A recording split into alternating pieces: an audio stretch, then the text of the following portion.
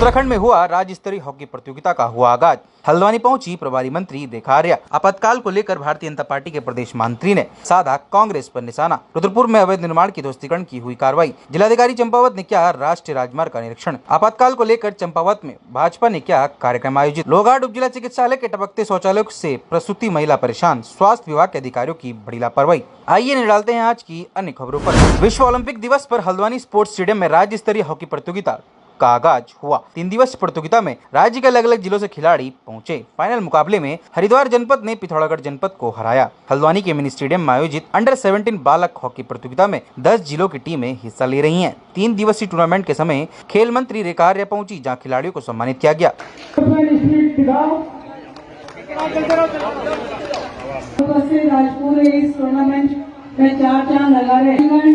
पहली बार अपने प्रदेश में 23 जून को ही अंतर्राष्ट्रीय ओलंपिक दिवस राज्य बनने के बाद से हम लोगों ने आयोजन किया। निश्चित रूप से ये 2036 के लिए भी एक शुभ संकेत है कि इसकी तैयारी जो है आज राज्य स्तरीय प्रतियोगिता के उसी के निमित्त एक राज्य स्तरीय प्रतियोगिता हॉकी की गई और जिसका फाइनल मैच था, जिसमें फाइनल विजेता घोषित हुए। उसी कार्यक्रम में मुझे प्रतिभाग करने का मौका मिला।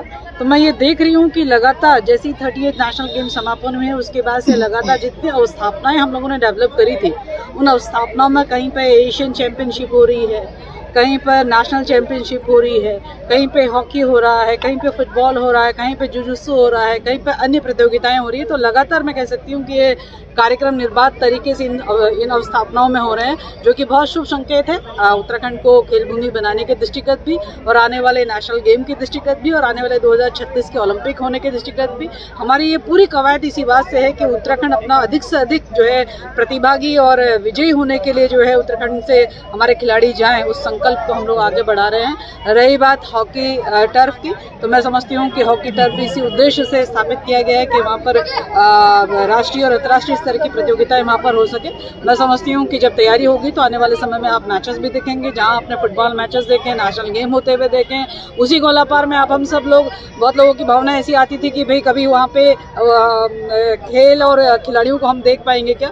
लगातार जहाँ से हमने खेल महाकुंभ प्रारंभ किया, एक न्याय पंचायत स्तर से खेल महाकुंभ प्रारंभ किया, वो क्रम इस प्रकार से बदस्तूर जारी है कि आज लगातार प्रतियोगिता हो रहे हैं। तो हॉकी टर्फ में भी निश्चित रूप से आने वाले समय में प्रतियोगिताएं होंगी, जिसका आनंद खेल प्रेमी भी और खिलाड़ी भी लेंगे। हल्द्वानी पहुंची जिले की प्रभारी मंत्री रेखा आर्या ने सुभाष नगर क्षेत्र में नवनिर्मित आंगनबाड़ी का शुभारंभ करते हुए नौनिहालों के लिए सरकार द्वारा किए जा रहे बेहतर व्यवस्था का अवलोकन किया। इस दौरान उन्होंने कहा सरकार आंगनबाड़ी में पढ़ने वाले बच्चों को बेहतर व्यवस्था प्रदान कर सके, इसके लिए निरंतर नए प्रयोग आंगनबाड़ी केंद्रों में किए जा रहे हैं। इसके अलावा कई मुद्दों पर मंत्री रेखा आर्या ने संवाद किया।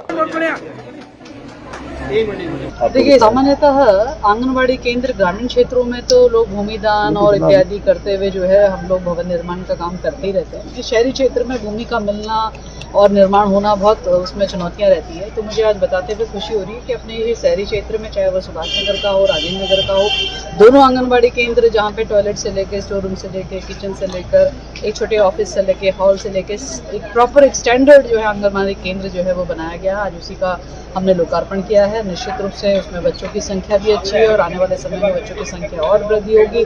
तो आज ये लोकार्पित हुए आंगनबाड़ी केंद्र जनमानस को समर्पित किया गया है। मैं समझती हूँ कि एक ये अच्छा संदेश है। इन भवनों को देखते हुए, सुविधाओं को देखते हुए पेरेंट्स जो है अधिक से अधिक बच्चे और गर्भवती गर्भधात्री जो है इन केंद्रों से जुड़कर सरकार के योजनाओं से लाभ। मैम, यहाँ के प्रभारी मंत्री भी हैं। यहाँ इस समय लोग सबसे ज्यादा अतिक्रमण वाले नोटिस से परेशान हैं। ये खुद इलाका जिस इलाके रकेशिया नाला, कलसिया नाला और तमाम अन्य इलाके हैं, उनके मकान तोड़ने की नोटिस दिया गया है और वो सब पर्वतीय क्षेत्रों से यहाँ बसे। उत्तराखंड भाजपा के प्रदेश महामंत्री राजेंद्र बिष्ट ने आज भाजपा कार्यालय बिगवाड़ा में प्रेस वार्ता कर इमरजेंसी के 50 वर्ष पूर्ण होने पर कांग्रेस पार्टी पर निशाना साधा। उन्होंने कहा कि 25 जून 1975 को उस समय की इंदिरा गांधी सरकार ने आधी रात को देश में जाकर आपातकाल घोषित कर कटुराघात कर लोकतंत्र की हत्या कर दी थी। ये निर्णय किसी युद्ध से कम नहीं था, बल्कि चुनाव रद्द कर सत्ता को बचाने की आवश्यकता की भूख के मद्देनजर हताशा भरा कदम था। इस पर 25 जून 1975 को जब आपातकाल लगा था, आज उसको 50 वर्ष पूरे हो गए। भारतीय जनता पार्टी ही नहीं, पूरा देश इसके लिए बहुत शोक मनाता है कि जिस प्रकार का अत्याचार हुई, जिस प्रकार अमानवीय कृत्य किए गए, और विशेषकर हमारे जो लोकतंत्र के स्तंभ थे मीडिया और अपने पत्रकार बंधुओं को, उन पर जिस प्रकार का हमला हुआ वो बहुत ही अमानवीय था। और पूरे देश के अंदर इन्हीं राष्ट्रीय स्वयंसेवक संघ को लेकर और अखिल भारतीय विद्यार्थी परिषद को लेकर, जनसंघ को लेकर, उनके नेताओं के जिस प्रकार उनको बिना अकारण लेकर गए और जेल के अंदर ठूसा गया, उनके परिवारों के साथ अत्याचार किया, इस सब को पुनर्स्मरण कराने के लिए हम लोग प्रत्येक वर्ष ये कार्यक्रम करते हैं। क्योंकि आपातकाल इस बार 50 वर्ष हो गए इस काले दिवस को, काले दिन के दिन, तो हम लोग इस पर सभी लोकतंत्र सेनानियों को अपने यहाँ बुलाते हैं, उनका सम्मान भी करते हैं, एक गोष्ठी भी करते हैं, एक प्रदर्शनी भी लगाते हैं। इसके अतिरिक्त हमने इस बार कोशिश करी है कि हम एक युवा संसद और एक महिला संसद लगाकर जो अपनी नई पीढ़ी है उनको भी ये मैसेज देना चाहते हैं कि ये सब लोग, ये पुरानी जो अत्याचार हुए जिस प्रकार का, इसकी पुनरावृत्ति ना हो, इसके लिए, इस कालखंड को याद दिलाने के लिए ये प्रेस वार्ताएं और ये गोष्ठी करते हैं।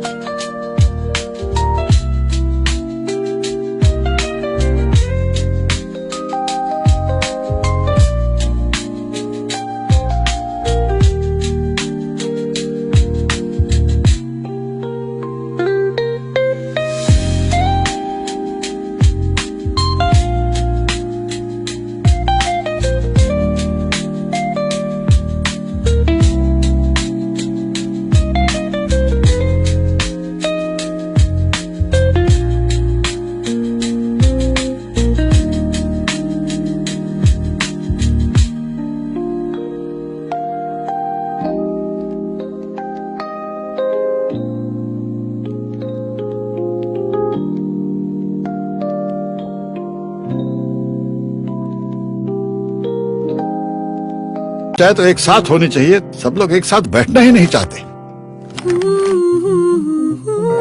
पापा, try this. लो, सब लपक लिए।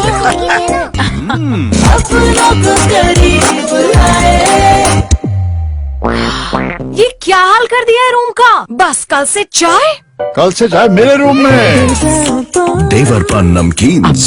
रुद्रपुर के पहाड़गंज में बीते दिनों निर्माणाधीन मकान में जिला विकास प्राधिकरण की टीम के द्वारा सील करने की कार्रवाई की गई। अब जिला विकास प्राधिकरण ने नगर निगम और पुलिस फोर्स के साथ मौके पर पहुंचकर ध्वस्त करने की कार्रवाई की है। पहाड़गंज में जो निर्माण अधीन मकान है, बीते दिनों विधायक शिव अरोड़ा ने कहा था कि उसमें अवैध मस्जिद का निर्माण किया जा रहा है। सूचना मिलते ही प्रशासन की टीम एक्टिव हुई और तत्काल कार्रवाई करते हुए निर्माणाधीन भवन को सील किया गया। अब सील किए गए मकान को ध्वस्त करने की कार्रवाई की जा रही है।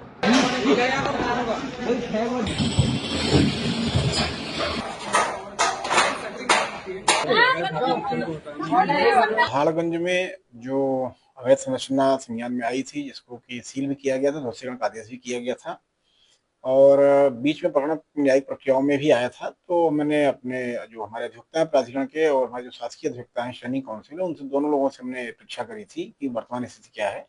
तो मैं संज्ञान में आया था कि इस आदेश को भी कहीं से कैंसिलेशन नहीं हुआ है, न तो इसमें कोई स्थगन है। इसको दृष्टिगत रखते हुए आज हमने पुलिस फोर्स के साथ अपनी टीम को भेजा है, वहाँ ध्वस्तीकरण कार्रवाई चल रही है। यह संरचना के साथ साथ कुछ और संरचनाएं वहाँ चिन्हित की गई हैं, जिनमें ध्वस्तीकरण के आदेश पूर्व में किए जा चुके हैं और उसमें भी जैसे हम अपनी तैयारियों के साथ पुलिस फोर्स की मांग करेंगे, उसके बाद ध्वस्तीकरण की कार्रवाई की जाएगी। इसके अतिरिक्त तो 304 ही संरचनाएं हैं जो प्रथम दृष्टया नजूल जमीन पे भी हैं, ग्रीन बेल्ट में भी हैं, नदी के किनारे भी हैं, अवैध भी हैं, संरचना भी अवैध है। उनका भी चिन्हीकरण करके उनको चालानी कार्रवाई की गई है। नोटिस शामिल कार्रवाई चल रही है। नोटिस शामिल हो जाने के बाद उनकी सुनवाई का अवसर पूरा दिया जाएगा, उसके बाद अंतिम निर्णय लेते हुए कार्रवाई की जाएगी। मैं स्पष्ट करना चाहता हूं कि पहाड़गंज और उसके आसपास के ऐसे कुछ क्षेत्र हैं जो खास करके कल्याणी नदी के किनारे हैं, पूरी तरह नजूल जमीन बसे हैं और उसके साथ ग्रीन बेल्ट भी लगता है।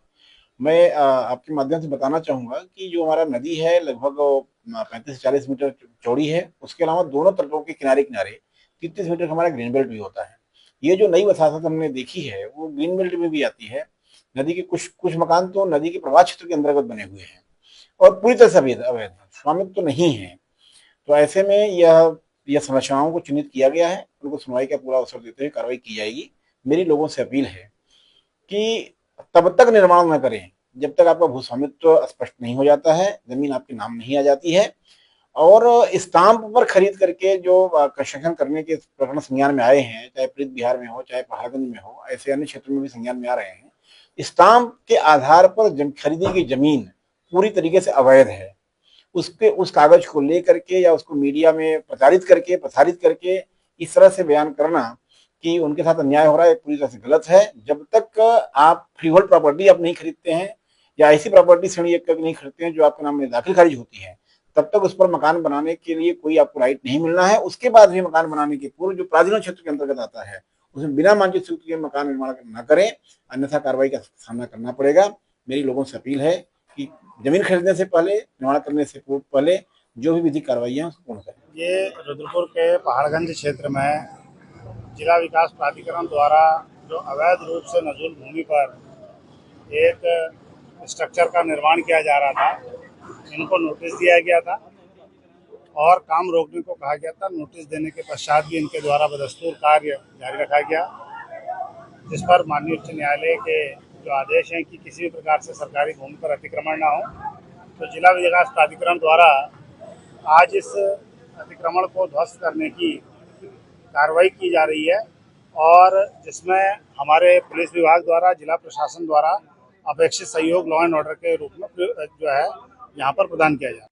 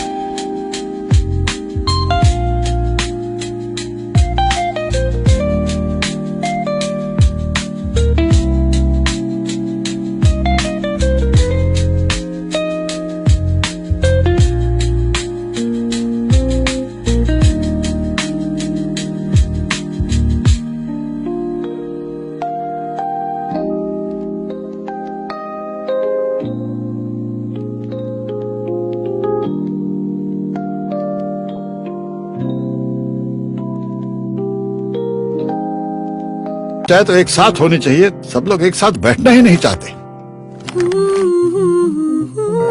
पापा ट्राई दिस। लो सब लपक लिए।